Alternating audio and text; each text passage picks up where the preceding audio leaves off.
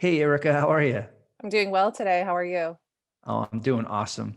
When I spoke with you a few weeks back and started to get to know you a little bit and understand your story, I am thoroughly excited because I've never had anybody on my show that has excelled like you did within your sport of swimming, but also the relationship that you had with the sport. And we'll get into a little bit more with the relationship, but I'm just really excited to learn more about your mindset as an athlete and how that helped you to be the entrepreneur that you are right now. Sure.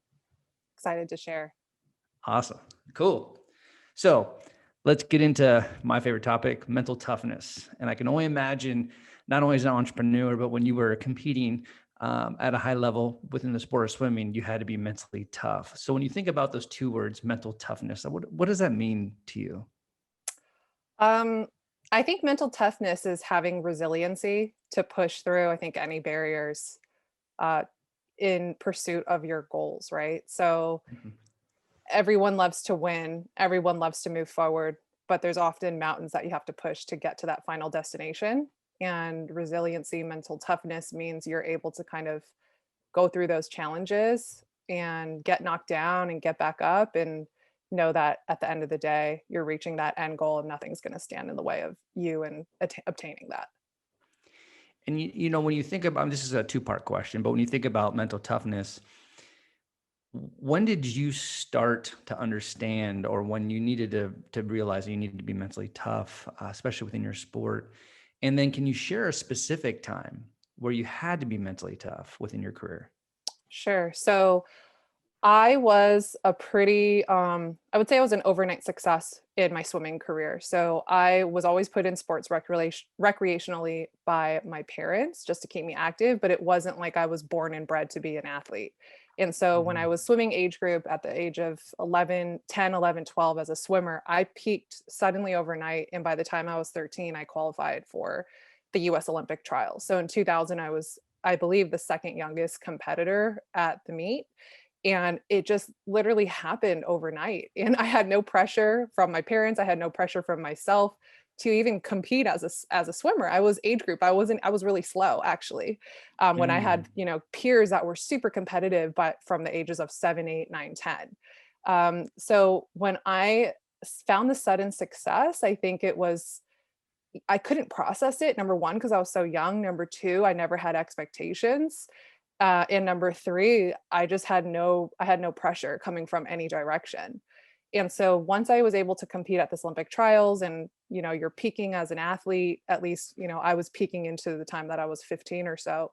Um, I would say that I started to hit the first roadblocks maybe towards the latter part of my high school career. So senior year, where at some point as an athlete or as a career person or a professional, you can't always constantly improve without setbacks. Like you're going to go through plateaus. That is just the nature of the journey. And Mhm. I started to experience that maybe by the time I was 17 years old when I started dealing with my first injury. And then that's something that kind of led into college as well. And so in retrospect, I actually never improved my best time in my best event, which is the 100 breaststroke, since I was 15. And going into college, I was a 19-year-old. Wow. Suddenly, all of your classmates are just as fast as you, if not better.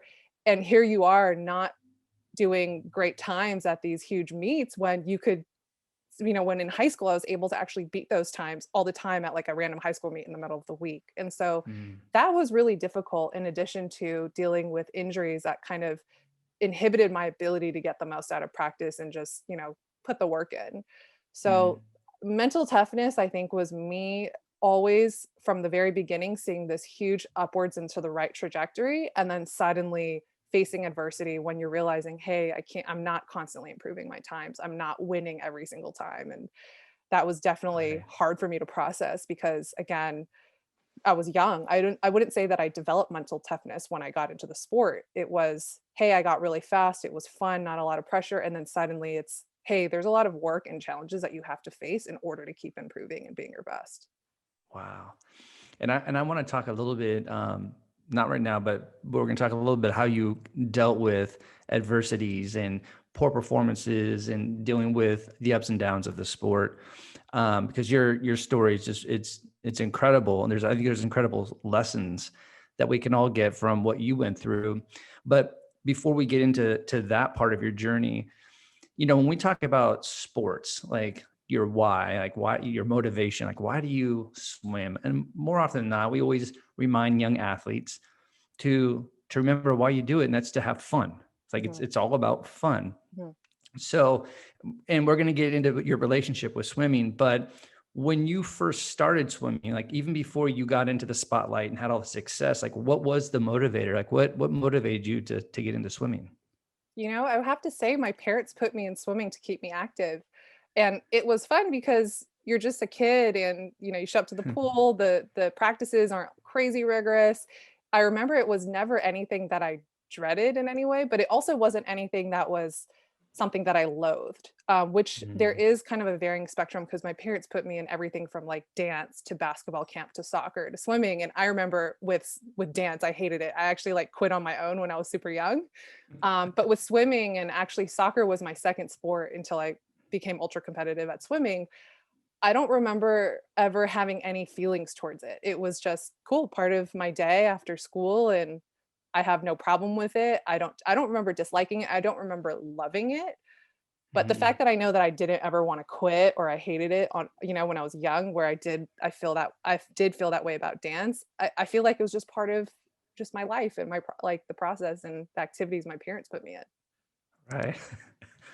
Well, then as you've got more into the sport, obviously you had the success. Did you started to feel and I'll let you share that emotion and kind of your thought process, but you started to have this relationship, the negative relationship with the swimming, even though it was a means to the end of some of your goals, your Sure. academic goals. But share with my listeners, like, what was that journey like? What was that relationship that you started to develop with swimming? Yeah. So eighth grade was when I after eighth grade was when I competed at the Olympic trials. So I made my cut in eighth grade. I was not even within my swim kind of club. I wasn't even swimming on like the national team. I was still with an age group coach. Mm. So to get to that point, I was still in this very leisurely mindset of, yeah, I'm a competitive swimmer, but I'm not really looking to qualify for big meets. I just do it because this is what I kind of grew up doing from maybe the Mm. time I was 8 or 9 years old. And then I competed at the Olympic trials just based off almost like a recreational competitive investment, say, right? It wasn't like I've been training with the goal of making Olympic trials or making nationals. And so that was fun and exciting. Again, it didn't take much work to get there. Like it literally was suddenly I dropped 6 seconds overnight, qualified for junior, I think it was the JOs or junior nationals back then. And then at junior Mhm. nationals, I qualified for Olympic trials. Um, so when I went from eighth grade to ninth grade, I aged up, or not aged up, but based off my performance, I aged up and moved into the national swimming group within my club sport, and it became more rigorous, right? So now you have doubles, meaning you have morning practices, at 5 a.m. Tuesday through Mhm. Thursday, while having 3 hour practices Monday through Friday, and a 3 hour practice Saturday morning that starts at 6 a.m. So I'm 13, 14 years old. That's the typical swimming schedule back when I was competitive. This is in the 2000s, right? That's Mhm. very normal. And again, I kind of just transitioned myself into this lifestyle, which I had to adapt to. And I was able to make work because it was all I knew going into high school. And I knew that this was my ticket into college. But I have to say that in high school, I dreaded every practice unless it was a recovery day or unless it was, time to taper for a meet. And so recovery days, maybe one day a week, Thursdays, I remember. Mhm. Tapers are usually 2 weeks out of the month prior to like maybe two or three big meets in the year. So 99% of the time, I feared going to practice. I feared the pain. I just hated it. I didn't like it. But at the same time, when you're young and every time I'm swimming at a meet, I'm excelling, I'm improving, you just don't think about, like, you try not to think about it, even though every single night I would actually fear and dread practice. But there was no Mm. way in my mind I was going to let it stop me, in the beginning, or even when I got into college. I never thought like my career would end earlier than just swimming my last 4 years in college. Mm. But I did live with this constant dread. It actually led to insomnia in college too, where I just feared the physical pain every day. I hated it. Wow. And I want to talk a little bit about the dread that you dealt with. But before we get into that part of the journey, uh, I'm just curious because when you qualified for the trials, you were young. And so you're on the spot, like you have arrived for the most part, right? How did you, as a young athlete, how did you emotionally deal with the pressure? Or was there pressure for you? Were you just showing up and just doing what you're doing? Or were you like, holy shit, like I'm on the stage right now. Like, how did you deal emotionally at a Mhm. young age, that pressure? I would say that, of course, I felt pressure at the meet before my actual race, Hmm. but I don't ever remember feeling, oh, I qualified for Olympic trials. Olympic trials is 3 months out, and I'm nervous and I feel pressure in my training towards that event. I remember the Hmm. pressure at the meet, which is good pressure, right? You always want to have Yeah, those butterflies before you compete, but it totally. wasn't like it wasn't like I was harboring this pressure. Whereas, by the time I finish that trials and then I'm thinking about 2004 trials or, an Olympic berth, somehow Yeah. you just start to mentally harbor this pressure just internally, right? So I would say that in eighth grade when I competed at trials, it was more of a, I'm so excited to be here. I'm bright-eyed, Mm. bushy-tailed. Of course, I have butterflies like as I'm warming up and getting ready to go up to the blocks, but it's not anything abnormal. Right. Yeah. Right. Well, and as you got more into your career and you got into high school and you started to feel this dread, did anybody notice or know that you had this relationship with swimming? And when you won these races in high school, did it make it better as far as your relationship with swimming? Gosh. I don't I think you just think it's normal, you know what I mean? It wasn't like I said, it wasn't like when I was young and I did it more recreationally, I was like super enamored or in love with the sport. It was just something I did and I didn't hate it, I didn't love it. And then I think I really felt good about the fact that I was winning all the time and that was really fast and it was something that I was very successful at, but it wasn't like anyone knew that, oh my gosh, I feel like I'm selling my soul to the sport and I'm unhappy. I wouldn't say that in high school I felt unhappy in any way by swimming. It was just part of the grind and what I was doing and it was just what I was used to. So it just kind of felt like my world and part of just the deal, but I Mhm. hadn't ever sat on any emotions of, "Ooh, I don't like what I'm doing." It was just very much, "Oh, I hate practice, but this is what we have to do, and I'm gonna do it because I'm gonna swim in college, I'm gonna try to make the Olympics," and there Right. was no question about that being my step into the future. Right. And when you started to compete at the D1 level and at Stanford, did that dread, did it increase? Did it kind of stay the same? Like, what was your relationship as you got more into the sport? Sure. So, I would say in college, it got tougher. I think number 1, I was dealing with an injury my senior year in high school that carried into college. And then, Mm. even as a 19-year-old, I was unable to improve, my best events time since I was 15, right? So Right. that's kind of disheartening. I think suddenly you're literally on a team where you're no longer the superstar. You're almost like average or above average because everyone around you is just as Yeah. good as you. And that was definitely something new. I wasn't used to not being I was just so used to being the best once I got fast when I started to care, and then once you Yeah. get to college, suddenly it's like, wow, even playing field, like, and on top of that, I was really slow in practice. So I Mhm. don't know, something about swimming, like there's some people who are maybe they're not super fast on a competition level. Maybe their best times aren't like super elite, but there's some people who are just really fast at practice. And I was someone that was fast at the meets. Like when I had to step up and perform and compete, I was really, really fast, but proportionately, right? Or in relation, I Yeah. was very slow in practice, which makes it, I think, worse, right? Because again, you're spending 99% of your time in the pool and you're getting your butt kicked. You're struggling harder than others to like make times, intervals or whatnot, but you're good at the meets, right? And so that made it even harder just from like the physical demand point of view. Yeah. But suddenly I just think there was like, you're not always accelerating. Suddenly you're average. Uh, you still hate swimming, like you actually still hate practice. And on top of Right. that, you feel almost like disabled because you can't swim at practice as fast as just the average, almost like average athletes that didn't even swim D1, like were faster than me in practice in high school. So that was really Wow. hard.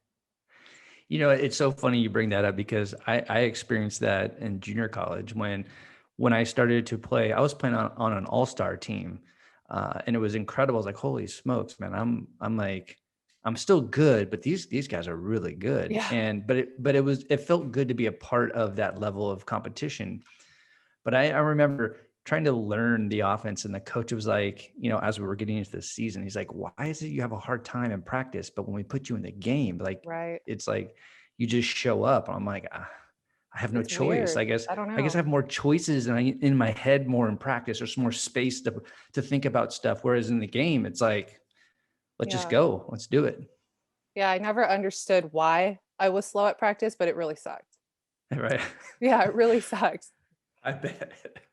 Well, I got to ask this question just because you and I talked about this. I had Ryan Murphy on my show, and we talked about waking up so early and jumping in a cold pool, and Mhm. even though the pool is chlorinated and it's clean, it's really not for the most part, from what he was saying. But how do you do as a swimmer? Mhm. Like for all those years, you waking up, jumping into that pool in the Mhm. cold morning. Like how do you get ready for that? I don't know, you don't really think about I think those kind of things, you just become robotic. You're not thinking Mm, about it too much. I think where I get in my head was maybe like the night before when I know I have to wake up and I'm just like restless because I'm thinking about the pain I'm about to endure in the morning. right. Literally, that's how I felt most of the time. I had insomnia in Right. college because of that. But again, similar to when I talk about that first time I was at Olympic trials, once you kind of get ready, you have butterflies, but you kind of just what to do. And I think once you're kind of in the hallway of the locker room and the coach calls you out, you just run in, you jump in, you're not really overthinking it. And you just get used to it over time. And I have to say, Mm, at least, as a swimmer, you are immune to cold weather and rain because you don't feel it once you're in the water. right. Exactly. Well, I want to talk about competition because when we were talking a couple weeks ago, as you were sharing your story about kind of the relationship that you built with the sport, you shared something with me about that you just love to win. Like, so yes, you didn't really love the sport, but there was something about that intrinsic charge of winning. Where where do you think, when you look back at your whole career as an athlete and also as an entrepreneur, where does that come from? Where that innate, like, I just want to compete and win. I don't know. Because I want to say, is it the competitiveness that makes me a good swimmer, or is it the swimming that made me competitive? Um, Mm, I really think that competitive nature is probably something more innate. And if I wasn't naturally competitive, it's ironic because it wasn't like when I was swimming more recreationally, I was ultra competitive. Maybe it did have to do with the fact that I did excel in the sport and then I love to win. And maybe that's when I developed that competitive spirit. But I still do think that when I think about me maybe being a younger sister to an older brother, getting beat up on all the time, I had to be a little bit tough and more competitive. And right. swimming was that first calling. But yeah, I can't say that swimming is what made me competitive. I do think that I had that spirit internally. And then when I started to see, swimming start to become a path, it probably ignited it even more. And then now you just, as an athlete, I think every athlete identifies themselves as competitive and you start to really own it and hone it.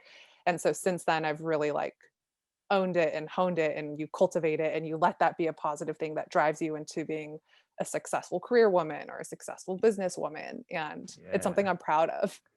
I love it. I love it. And let's talk about transitioning out of sport. So when you transitioned out of sport and you started to move away from swimming, we talk I talk about this all the time about the things that we get from the sport. Whatever that sport is, we get whether it's communication, leadership skills, Sure. discipline, accountability, whatever it is. But for you, what were some of those things that you took from swimming that allowed you to be a successful entrepreneur? Yeah. I mean, I think that swimming gives me the confidence that I know I'm not going to be afraid of the work, right? I I look back on when I was swimming and I think about how much I hated the motion of swimming and the dread that I have had for almost every single practice on the daily from a very young age. And just recognizing that makes me feel like I know I can endure challenges, and Mm, anything that's worth pursuing is going to come with a lot of work. And I know that I'm not afraid of it as long as what I'm chasing is really meaningful and worth it to me. So it right. gives me confidence that I know I can probably outwork most people. And second, I would say, it gives me great confidence in my time management skills, right? So as an Yeah. entrepreneur, you're juggling so many things all the time, never enough hours in the day. But from the time I was 14 years old in high school, I had no time.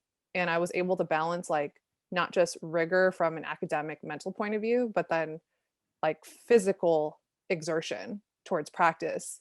Um, so I feel like it's given me more of the tools to just know that I can put in the grit and the work to do whatever I have to do in order to make something successful. And nothing is going to be as hard as I think enduring physical pain all the time. Yeah, totally.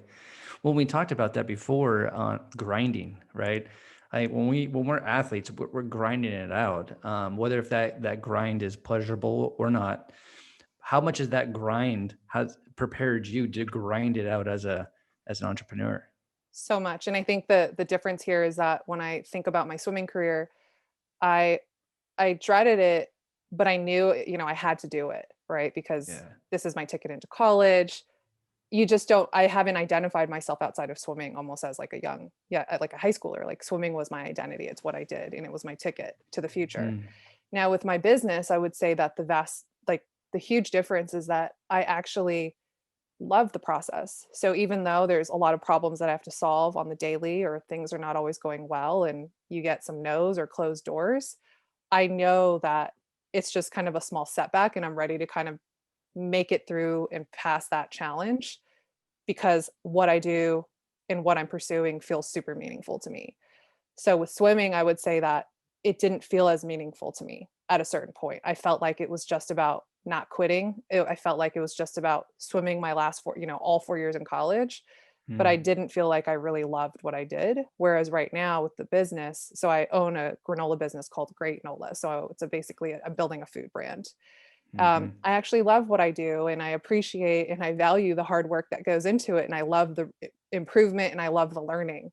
Whereas with swimming, the grind just felt like a shitty part of it. And I really didn't want to do it unless there was some sort of end goal. And so right now with the business, I'm much more about the journey.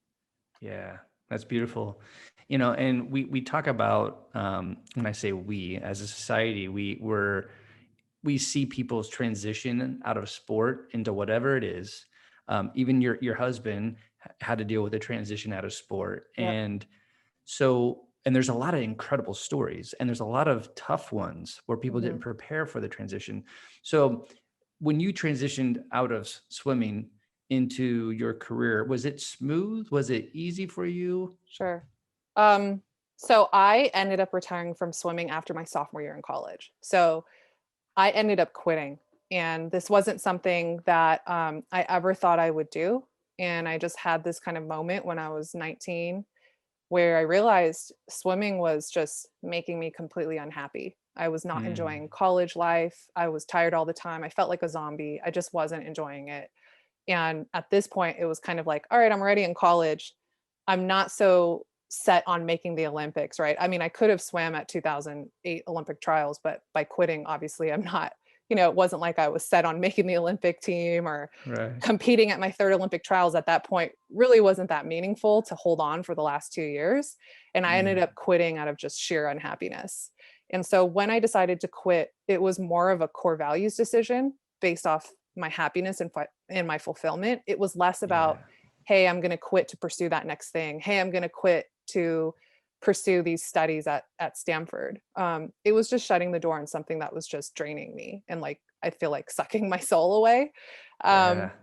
and I think, yeah, every athlete kind of is not sure of their next step. And the nice thing was that I still had 2 more years of college. So it wasn't like suddenly I have to go transition into a professional career.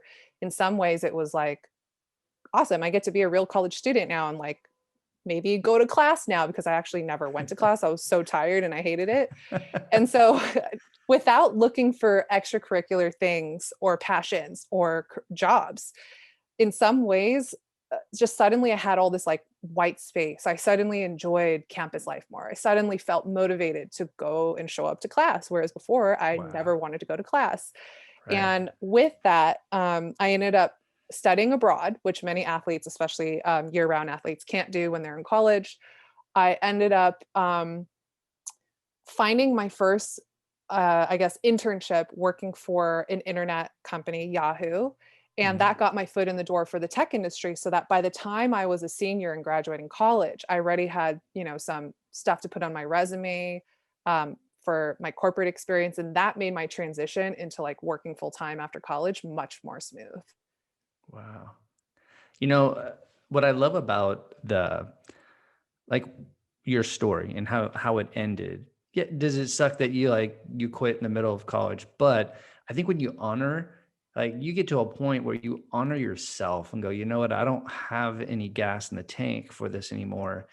And like for me, I spent 2 decades frustrated and pissed off because my body told me I was done and I wasn't done with the sport. Mhm, And so I didn't do the work emotionally. So I was pissed off for a long time. mhm, Whereas I think if I came to a decision with just really be with my body, like, hey, listen, like this body took me 13 years in this sport. I had an incredible time doing it.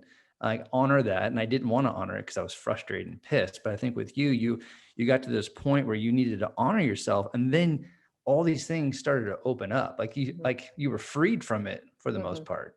Yeah, it was very liberating. And again, I think it just came down to the fact that, hey, this is not just, it doesn't, it doesn't just make, okay, like you can't just go off happiness, right? Because things that are worth pursuing, things that fulfill you are not going to constantly make you happy. Happiness and unhappiness, I feel like, are somewhat fleeting moments. You're going to have Mm, moments in your sports career, in your business, raising kids, where you don't feel happy, but you're still in it because it is worth it. It fulfills you. It gives you purpose. And with swimming, of course, I wasn't happy. In fact, I was very unhappy. I would say that state of unhappiness was a lot less fleeting. It felt a little bit more permanent. And for me, it just didn't feel like it was giving me any purpose. Like the end goal and this pain that I'm kind of going through, it just wasn't worth it. And so I think it's always good to just reflect on what fulfills you, what gives you purpose. Again, don't expect everything to make you happy all the time. Trust me, with business, with your job, you're not going to be happy all the time. But if you realize that, hey, disproportionately, things are making you unhappy most of the time, you might want to audit that and, see again what is driving you and if it's worth it to endure that. Totally, absolutely, and I want to get into your company now, Gr8nola. I want you to share with my listeners a little bit about the company and what motivated you to get into food. Sure. So my company's Gr8nola. So that's the number 8 NOLA. And it's basically healthy superfood, absolutely delicious granola. So I have some pretty unique flavors like a matcha, turmeric, and even a black granola made with activated charcoal. This was actually something that was born from a cleanse my husband and I do every single year after Super Bowl. So this is after all the holiday eating, the tailgating, and we just clean up our diets. And when we were searching for basically like a sweet and crunchy snack, there just weren't a lot of options that we could eat except fruit. And so granola tends to be one of those kind of fake healthy foods with a lot of refined sugars, inflammatory oils. So I started making my own recipe, and Tank was that first customer who just demanded that I made it all the time. And even when we were on this diet or not, it just soon became a household staple.